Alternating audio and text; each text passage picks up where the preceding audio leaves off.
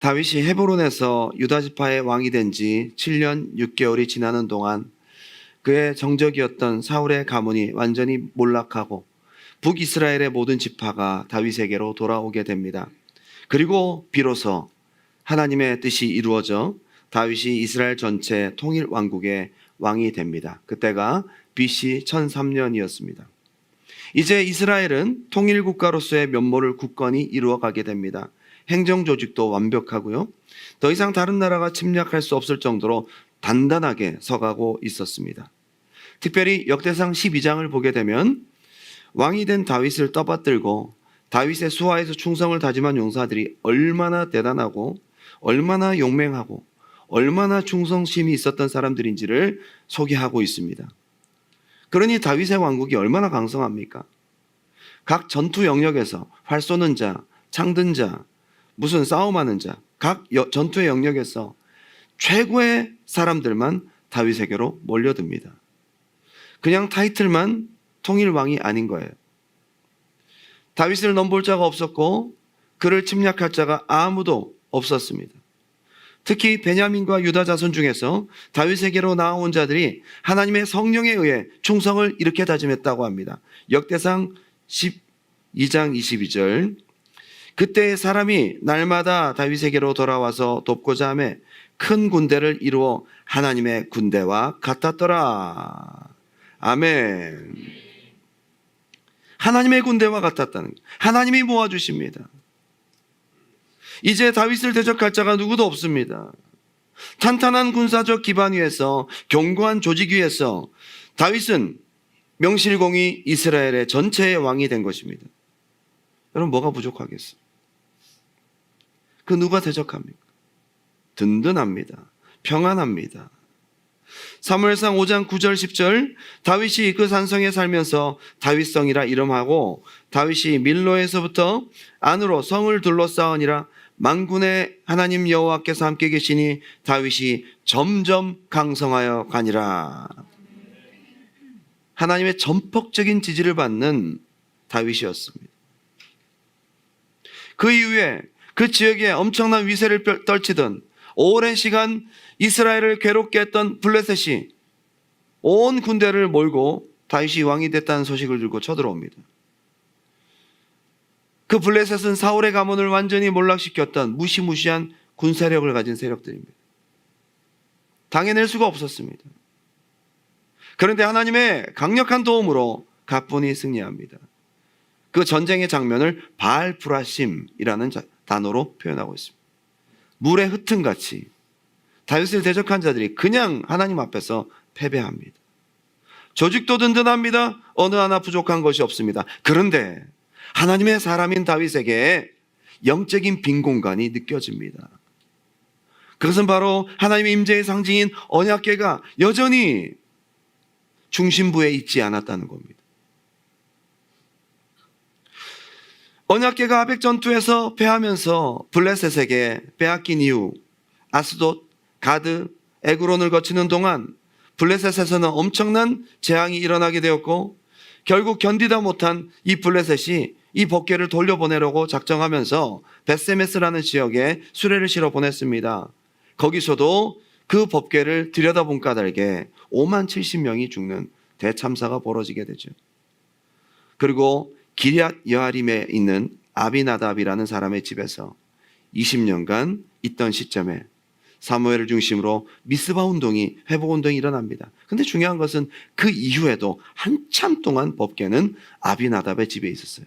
학자들의 이야기로는 약 70년간 있었대요. 70년. 법궤가 가정집에 있었던 거예요. 수많은 시간들이 지나는 동안 하나님의 법궤, 하나님의 임재의 상징인 법궤가 우리와 함께 있지 않은 것에 대한 영적인 빈 공간을 느끼지 못했는데 다윗은 느끼는 겁니다. 하나님의 임재의 상징인 법궤가 수없이 우리와 함께 있지 않았음에도 필요성을 느끼지 못했는데 다윗은 느끼는 것입니다. 지도를 한번 볼까요? 저 위에 제가 빨간색 별표를 쳐놓은 아벡이라는 곳에서 전투가 일어납니다. 블레셋과의 전투. 그래서 블레셋으로 뺏겨요. 점선을 따라가다 보니까 지중해 인근에 아스돗이라는 도시가 있죠. 저기까지 법궤가 갑니다. 신당에 있었습니다. 그리고 거기서도 막 재앙이 생기니까 그들이 가드로 옮깁니다. 에그론으로 옮깁니다. 그래도 안 되는 거죠. 그래서 이스라엘 지경으로 돌려보내려고 세수레를 짓고 암소들에게 끌게 해서 벳세메스라는 지역으로 가게 됩니다. 그리고 결국 법궤는 기럇 여아림에 있었는데 70년간 있었다는 거예요.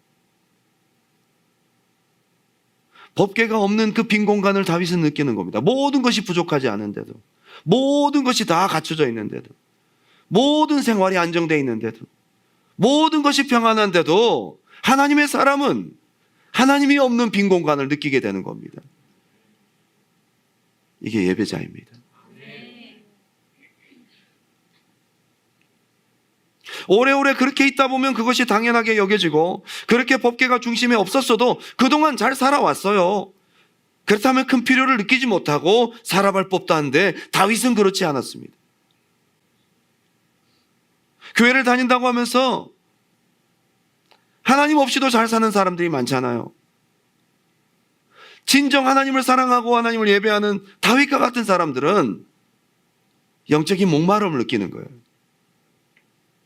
하나님이 중심에 계시지 않은 빈 공간과 허무함을 느낍니다. 이런 사람이 바로 영의 사람인 것입니다. 이 사람이 바로 하나님의 사람인 것입니다. 이런 사람이 진정 영적인 예배자인 것입니다. 다윗은 왕이 되고 가장 먼저 그토록 하고 싶었던 영적인 빈 공간을 메꾸고 싶었습니다. 하나님을 모셔오고 싶었습니다. 그 누구도 필요를 느끼지 못하고 지금까지 잘 살아왔는데 다윗은 그렇지 않았습니다. 하나님이 계셔야 되는 겁니다. 여러분, 영적인 빈 공간을 발견할 수 있다는 것은 굉장한 축복인 줄 믿습니다.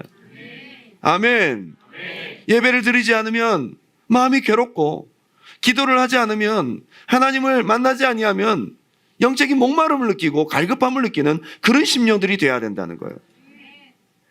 일주일 내내 기도 한 번 하지 않아도, 내내 예배 드리지 않아도, 아니 몇 달을 예배하지 않아도 전혀 불편하지 않은 크리스찬들이 얼마나 많습니까? 가장 우선이고 가장 중심에 있어야 될 것이 무엇인지를 발견하는 것은 굉장히 중요한 것입니다. 왕이 되고 모든 것이 안정이 되고 난 뒤에 가장 먼저 했던 국가적 사업은 법궤를 모셔오는 것이었습니다. 여러분의 영이 우선이길 바랍니다. 하나님이 우선이길 바랍니다.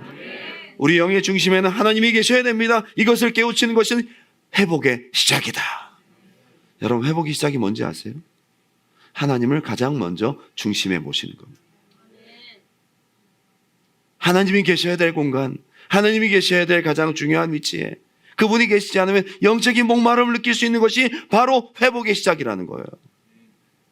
포로에서 돌아온 이스라엘 백성들에게 에스라는 오늘 이 말씀을 통해서 가르쳐주고 싶어합니다. 페르시아 고레스 왕이 너희를 지원해주고 너에게 많은 돈을 주고 많은 군사가 있고 돌아올 만해서 모든 환경이 열려서 돌아온 것 같지만, 그래도 너희가 가장 우선하고 가장 먼저 해야 될 것은 하나님이야. 하나님의 성전이야. 해야 될 일이 얼마나 많습니까? 외세 침략으로부터 우리를 지켜야 되고 군사들을 훈련시켜야 되고 다시 우리가 이 사회를 이루고 살아야 될 수많은 인프라를 구축해야 되는 그런 모든 것이 우선이 아니라 하나님을 모시는 것이 우선이고 하나님의 성전을 짓는 것이 우선이라는 것을 에스라는 오늘 역대상을 통해서 알려주고 있는 겁니다. 여러분, 우선순위가 무엇입니까? 가장 중요한 것이 무엇입니까? 우리 가장 인생의 중심이 있어야 되는 것이 무엇입니까? 그것을 깨닫고 갈망하고 회복하는 여러분 되시기 바랍니다. 다윗은 왕이 되고 가장 먼저 하나님의 언약궤를 중심부 다윗성으로 모셔오게 됩니다. 저는 오늘 이 본문을 중심으로 두 가지로 은혜를 나눕니다. 첫 번째, 법궤를 어떻게 모셔왔느냐 한번 따라합시다. 내 생각, 내 경험, 내 편리함이 아닌 하나님의 말씀을 따라. 하나님 말씀을 따라. 갈망을 느낀 것은 참 좋았습니다. 그런데 역대상 13장에 큰 실수를 하게 됩니다. 가장 먼저 법궤를 모셔와야 되겠다라는 마음의 목마름과 영적인 빈곤감을 느끼고 그것을 가장 우선으로 가장 중심으로 했다는 것은 굉장히 중요한 일이지만 역대상 13장 1절 다윗이 천부장과 백부장 곧 모든 지휘관과 더불어 의논하고 이것부터가 조금 정치적으로 해결합니다.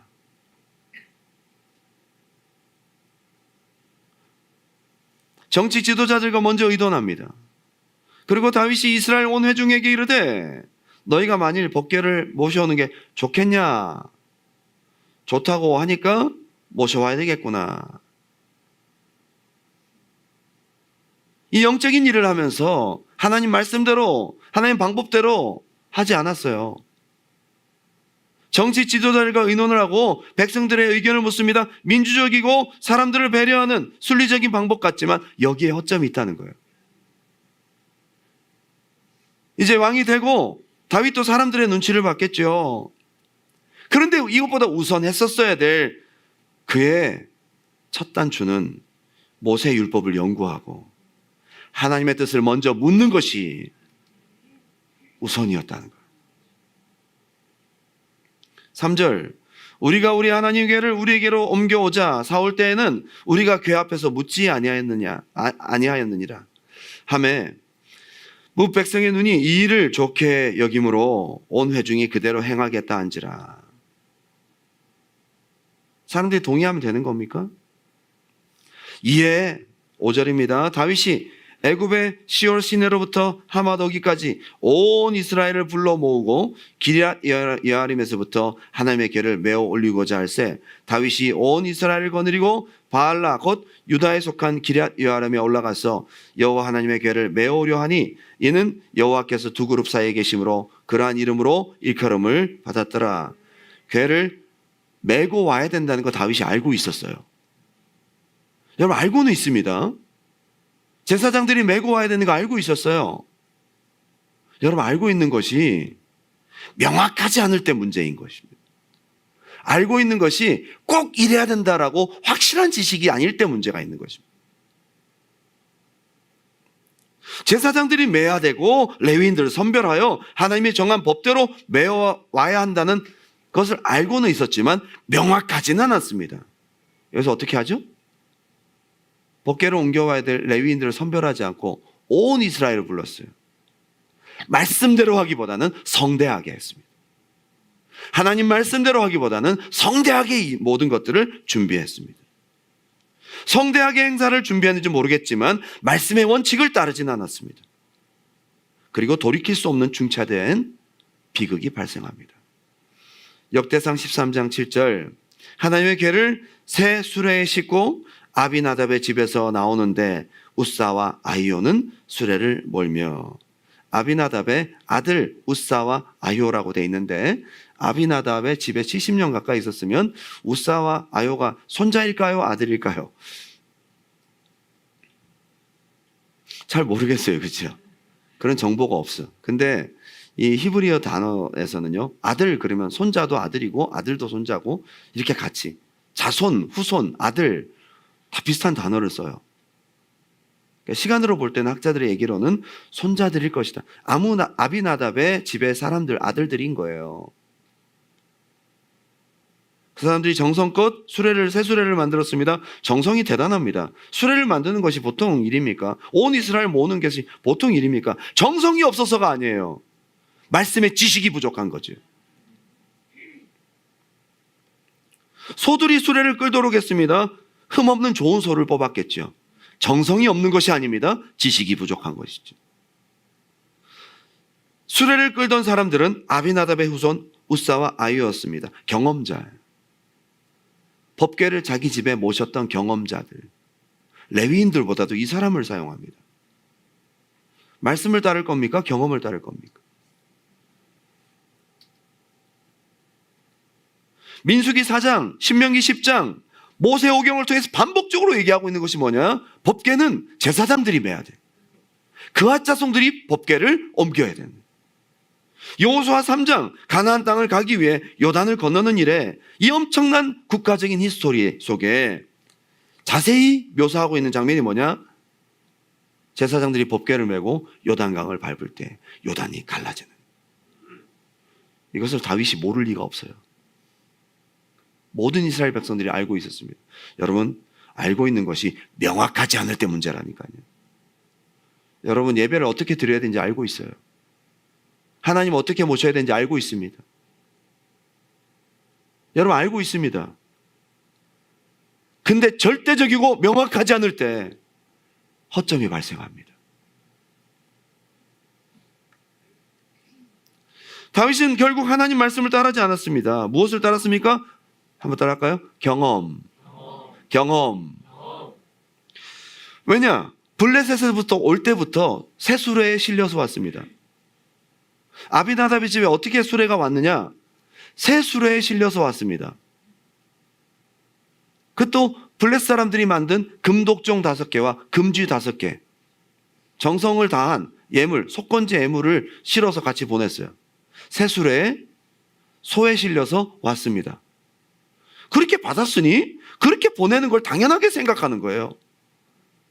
그래서 이런 실수를 하게 됩니다. 경험입니까? 말씀입니까? 우리는 오랫동안 예배를 드려왔습니다. 3대째, 4대째 신앙생활 하신 분들도 계시고 아주 어렸을 때부터 이 교회, 저 교회에서 많은 예배 훈련과 경험을 우리는 가지고 있습니다. 근데 중요한 것은 이 경험이 어쩌면 하나님을 잘 모시는 데 있어서 가장 원수가 될 수 있다는 것입니다. 오늘 예배하는 이 시간, 우리의 경험이 아닌 하나님을 하나님으로, 하나님의 말씀을 따라 하나님을 섬기는 저와 여러분이 되길 바랍니다. 들어온 대로. 참 사람들은 변화를 무서워해요. 안정적인 걸 추구하거든요. 법궤라는 것이 조심스럽게 다뤄야 되는 것을 알기 때문에 들어올 때 별 문제가 없었으니까 나갈 때도 그렇게 나가면 되겠지라고 생각하고 깊이 생각하지 않는 거예요. 우리 예배가 바로 이것이 맹점이라는 겁니다. 들어왔던 대로 그대로 나가는 게 뭐가 이상해요? 제일 무난합니다. 별 이견이 없습니다.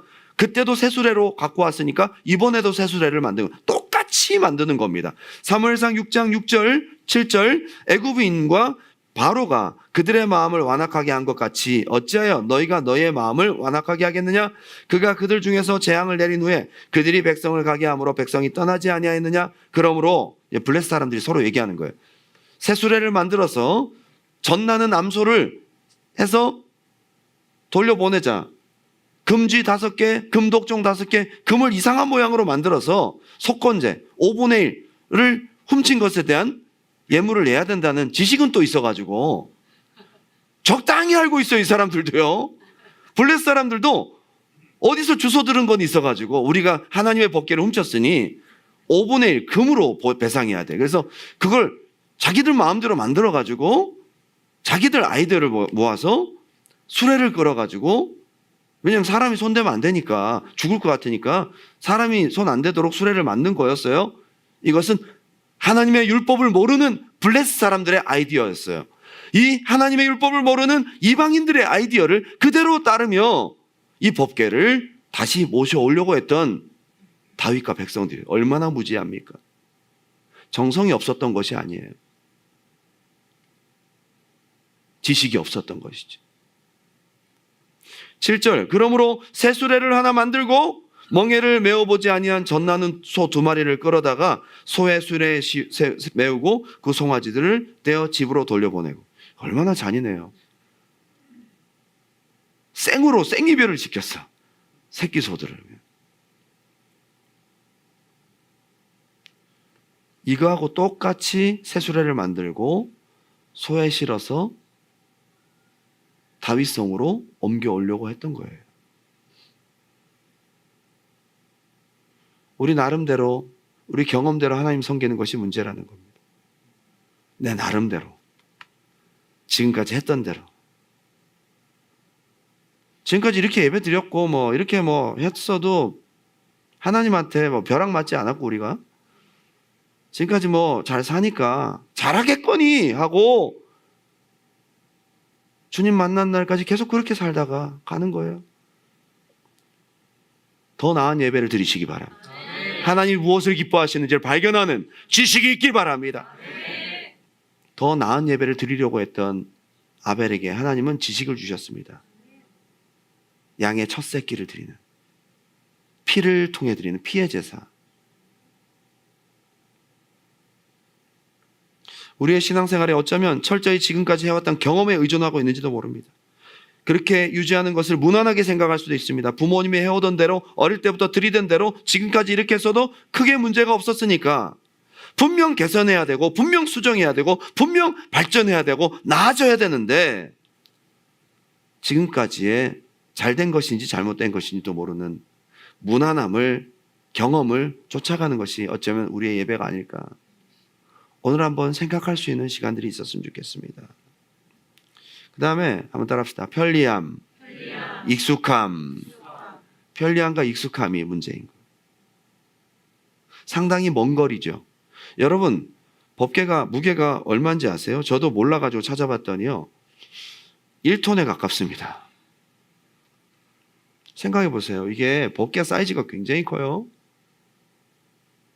조각목, 아카시아 나무인데 굉장히 밀도가 높은 나무만도 무거운데 그걸 전부 금으로 싸고 위에 금으로 다 금이 어마어마하게 들어가죠. 약 800kg 정도 된다고요. 800kg을 제사장들이 무슨 헬창도 아니고 데드리프트를 아무리 했어도 법궤를 메는 건 쉽지가 않겠다. 여러분, 사람이 멜 수 있는 게 아니죠. 상식적으로 이걸 제사장들이 맸다고? 들어봐. 안 들려. 수레지. 편리함을 따르는 겁니다. 상당히 먼 거리예요. 지도를 다시 보여주세요.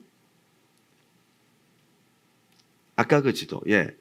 기럇 여아림에서 예루살렘까지 저렇게 보면 별표친 밑에 기럇 여아림에서 예루살렘까지 그렇게 멀지 않아 보이죠. 13km입니다. 여러분, 13km를 그냥 걸어가는 것도 굉장히 어렵습니다. 저기는 팔레스타인 지방이죠. 저 광야와 같은 곳을, 저 산길을 13km를 그 어마어마한 법궤를 제사장들이 메고 간다고 생각해 보세요. 많은 사람들이 조를 바꿔서 열을 바꿔서 그렇게 옮기고 시간이 얼마나 걸립니까? 비합리적, 비생산적, 상식적이지 않은 이런 일들에 대해서 사람들은 받아들이려 하지 않습니다. 우리의 편리함, 우리의 합리적인 생각, 우리의 인간적이고 효율적인 그 모든 기준보다도 하나님의 뜻을 좇는 여러분 되시기 바랍니다. 여러분, 요즘은 편리함이 우상이 되어 있어요. 여러분, 편리함이 우상입니다. 이 시대는 편리함이 우상이에요. 점점 더 편한 것이 조금 더 편한 거. 요즘 차들이 얼마나 잘 나옵니까? 예전에는 백업 카메라가 없는데 어떻게 주차를 했는지 가끔가다 생각합니다. 전 내비게이션을 보고 찾아가는데도 맨날 틀리고, 아니 어떻게 옛날에 내비게이션 없을 때는 어떻게 찾아갔지 이거를? 너무 신기해요. 예전에 부흥회 찾아다녔던 목사님들 얘기 들어보면요, 산 넘고 물 건너서 시골에 있는 조그마한 교회를 찾아가는데 잘도 찾아갔더라고요. 참 신기하죠? 근데 그것도 불편하대. 요즘에는 버즈아이 그래가지고 다 보여요. 사각지대도 점점점 편해집니다. 모든 것이 편해져요. 불편한 교회 오지 않죠. 조금만 사람 눈치 보여, 조금만 불편해도 조금만 주차장이 없어. 제가 어제 저 우픈 얘기를 들었습니다. 저희 교회 주일날 왔는데, 평일날 오셨는지 주일날 오셨는지 엘리베이터가 작동을 안 하더래요. 문이 열렸다 닫혔다 열렸다 닫혔다 쾅쾅거리고 말이죠. 그냥 패스해버리고 막 되게 불편하죠. 또 뭐 딱 찍어야 들어오고 막 이런 거 평일에는, 그죠? 그래서 너무 신경질이 나서 옆에 있는 조그만한 다른 장로교회를 갔대. 엘리베이터가 뭐 이래? 가셨어요. 죄송합니다. 불편을 드려 대단히 죄송합니다. 얼마나 미안한지.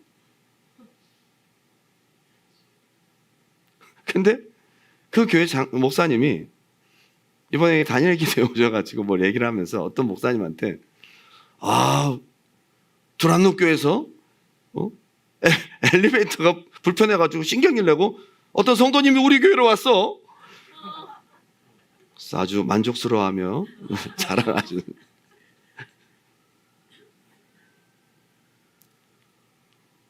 편리함이 우상이에요.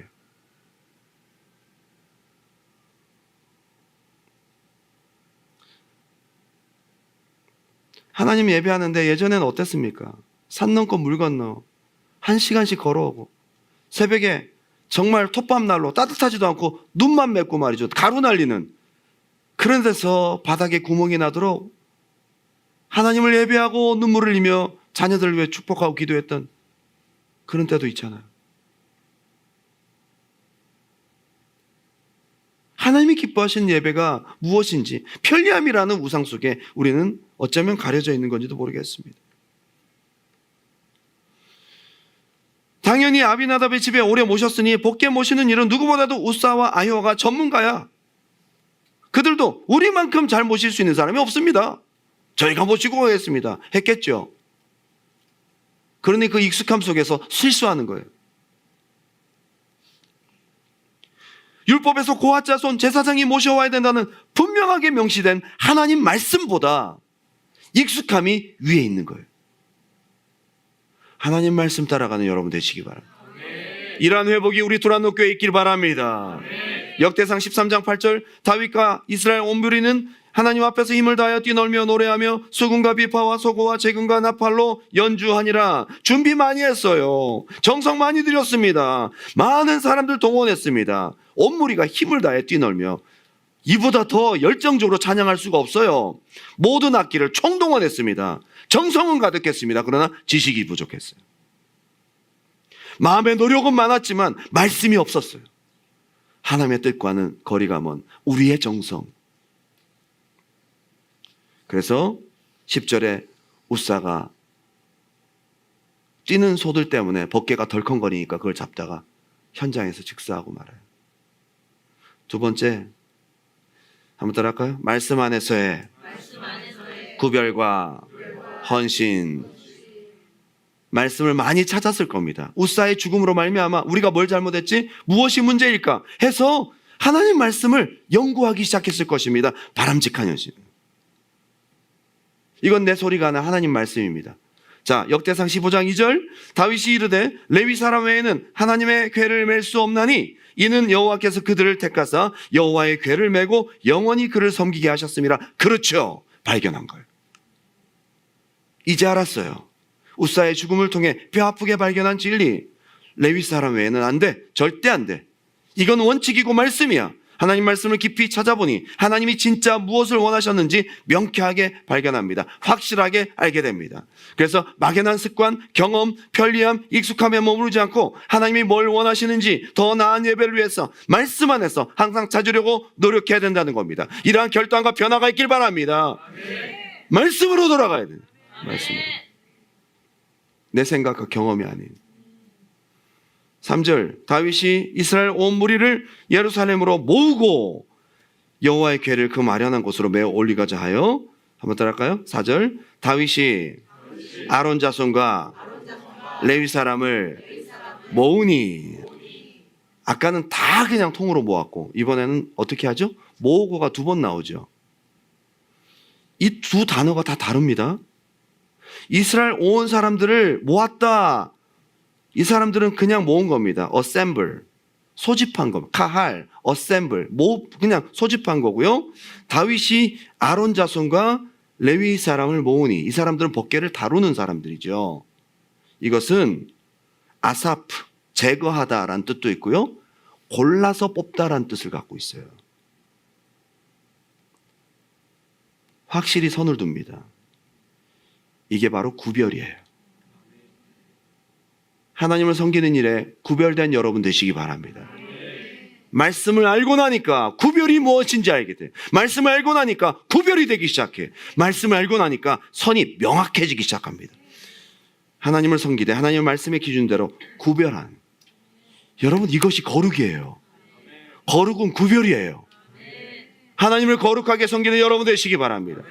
하나님을 거룩하게 예배하는 여러분 되시기 바랍니다. 우리가 하나님을 구별하여 거룩하게 섬겨야 되겠다. 하나님이 뭘 원하시는지를 알고 나면요, 구별하게 돼요. 지금 우리의 예배가 지금까지 드려왔던 방식, 익숙한 거, 편안하게 드려왔던 것을 개선하여 좀 더 하나님이 원하시는 우리의 예배적 자세와 신앙이 뭘까를 고민하라고 하시는 것 같습니다. 분명히 더 나은, 더 거룩한, 더 구별된, 하나님이 원하시는 명확한 선이 있는 구별된 하나님을 섬길 수 있는 그런 우리의 예배로 발전되기를 주님의 이름으로 축원합니다. 5절부터 10절까지는 각 레위 지파별로 참여할 정확한 인원수를 딱딱 계수합니다. 정확합니다. 그리고 11절 제사장 사독과 아비아다를 부르고 또 레위 사람 우리엘과 아사야와 요엘과 스마야와 엘리엘과 암미나답을 불렀다. 이제는 정확한 명단까지, 정확한 레위인의 숫자와 정확한 명단까지 딱 공개를 합니다. 하나님이 원하시는 뜻을 말씀하면서 발견하고 나면요, 적용이 명확합니다. 적용이 구체적입니다. 더 정확하고 구체적이고 더 클리어한 하나님이 무엇을 기뻐하시는지 알고 예배하는 거예요. 이러한 저와 여러분의 예배가 되기를 주님의 이름으로 축원합니다. 여러분 어떻게 예배하고 계세요? 그냥 와서 대충 박수 치라면 박수 치고, 일어나러 허리 아픈데, 저거 아는 찬양이야, 할렐루야. 저거 모르는 찬양인데, 목사님, 오늘 목사님 설교가 들려. 오늘은 졸려. 오늘은 길어.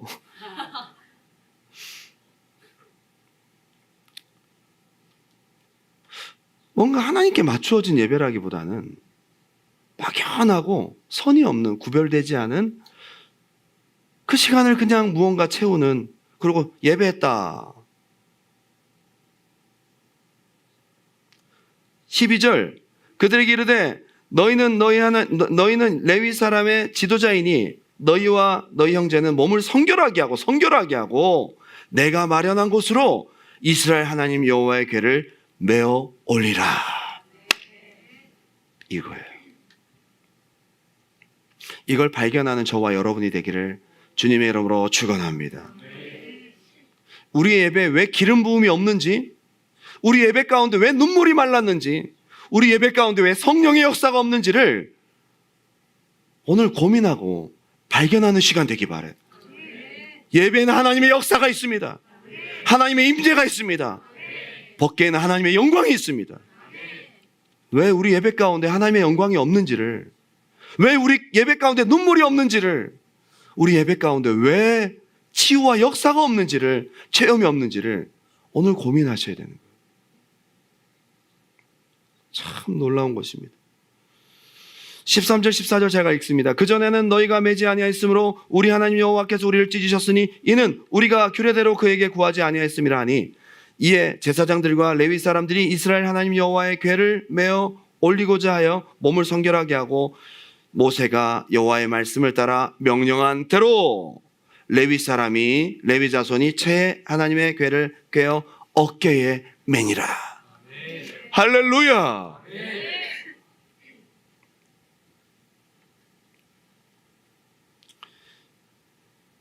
참 놀라운 것입니다.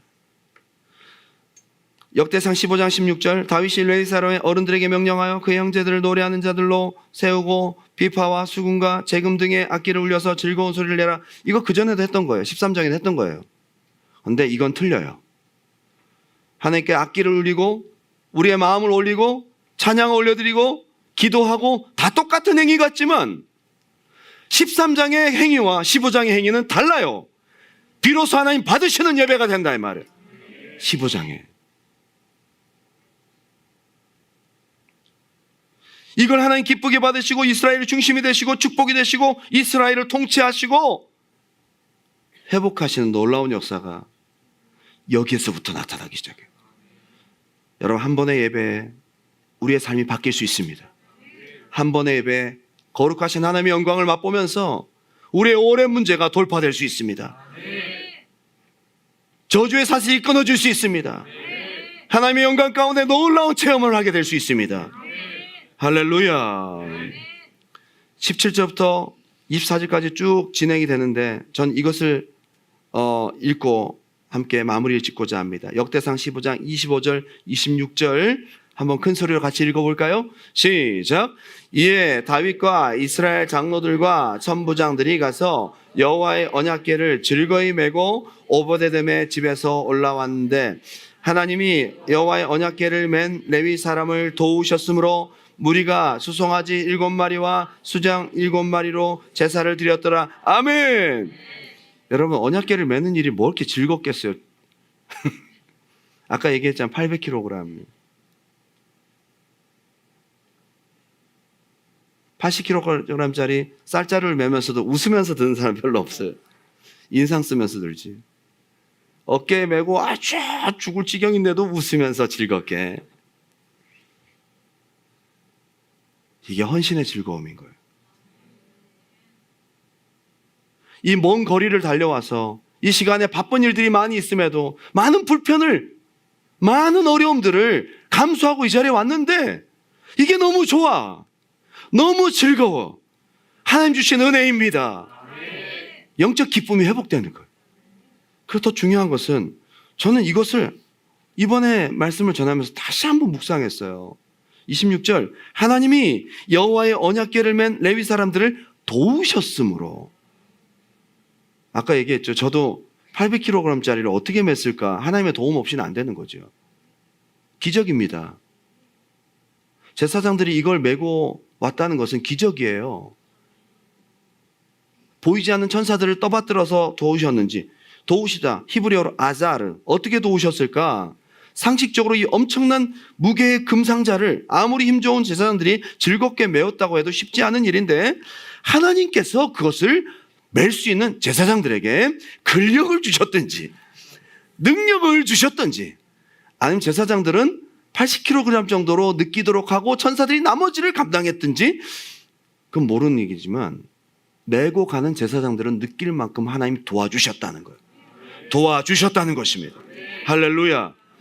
말씀 안에서 하나님 뜻대로 자원하여 헌신하는 예배를 하나님은 도와주신다. 하나님이 이 예배를 받고 계시다는 것을 하나님은 티를 팍팍 내세요. 하나님 받으시는 예배는요, 티가 납니다. 하나님이 함께 하시는 임재하신 예배는 티가 나게 되어 있어요. 그 예배에 능력 있게 되어 있어요. 하나님 예배 가운데 도우시는 역사가 있습니다. 이게 하나님 함께 하시는 예배라고요. 예배 왜 능력이 없어요? 예배 왜 하나님을 느끼지 못해요? 느껴야죠. 말씀 안에서 제대로 우리가 예배하고 하나님 말씀 안에서 더 나은 예배를 갖기 위해서 하나님의 뜻을 따라 헌신하는 예배를 드릴 때에, 구별된 예배를 드릴 때에 하나님은 예배 현장 가운데 도우시는 역사, 놀라운 하나님의 도움이 있는 줄 믿습니다. 할렐루야. 결론을 맺으면서 이 예배의 선순환과 악순환을 한번 생각해 봤어요. 선순환은 말씀을 따라 하나님대로 섬기면 하나님 도우시고 즐겁고 더 하고 싶고 그 다음에 더 깊은 하나님 임재를 경험하고, 이게 계속 선순환이 되는데요, 내 습관대로 예배하고 개선하려고 하지 않고 뭐가 잘못된 것 같은데 잘못된 거라고 생각하지 않고 계속 드리면 예배 임재가 더 없고 하나님 도우신 역사를 경험하지 못하고 더 예배 드리기 싫고 예배가 더 따분하게 느껴지고 예배가 더 하나님의 은혜가 없고. 지금 여러분 선순환입니까? 악순환입니까? 오늘 그 악순환의 연결고리에서 벗어나서 오늘부터의 예배는 하나님의 임재와 기적이 가득한 하나님의 영광, 카보드의 영광이 우리 모두가 느낄 수 있는 하나님의 도우심으로, 하나님의 개입하심으로 함께 되는 예배가 되길 주님의 이름으로 축원합니다. 이번에 저는 한국을 다녀와서 우리 두란노 교회 예배에 대한 어떤 위기감 같은 것을 느꼈습니다. 예배가 예전보다 많이 식었어요. 여러분들은 뭐 어떤지 모르겠지만 처음 우리 예배는 안 그랬거든요. 눈물이 없어요. 감동도 예전보다 식었고요. 성령의 역사에 대한 간증도 많이 없어요. 우리 예배가 참 뜨거웠거든요. 예배가 끝난 다음에 제가 이제 말씀 전하고 내려가면요, 목사님! 막 달려서 무슨 급한 일인 줄 알고, 오늘 하나님이 저한테 주신 말씀이에요. 할렐루야. 매주. 목사님 이런 병고침 받았어요. 목사님 예전부터 있었던 이런 역사가 나타났어요. 간증하지 말라고 해도 간증이 넘쳐났어요. 언제부턴가 무엇인가 한국에서 다녀온 다음에 성령의 감동도 예전 같지 않고 간절함과 열정도 하나님의 역사도 좀 아쉬운 거예요. 그래서 오늘 하나님이 이 말씀을 저와 여러분에게 우리 두란노 교회에 주시는 것 같아요. 오늘 하나님께서 이 말씀을 당신에게 주시고 계세요. 예배를 회복하시기를 주님의 이름으로 축원합니다. 진정한 예배, 내 경험과 내 편리를 따르는 예배가 아니라 하나님 말씀을 따라 구별하고 헌신하는 예배, 그 예배를 회복하는, 오늘 하나님 이 자리에 함께 계세요. 우리 하나님 이 자리에 계시다고. 오늘 여러분 기도할 때에 오늘 이러한 결단과 헌신과 회복과 변화와 놀라운 하나님의 임재를 체험하고 도우시는 하나님을 경험하는, 도우시는 것은요, 직접 법궤를 맨 사람들이 가장 먼저 느껴요.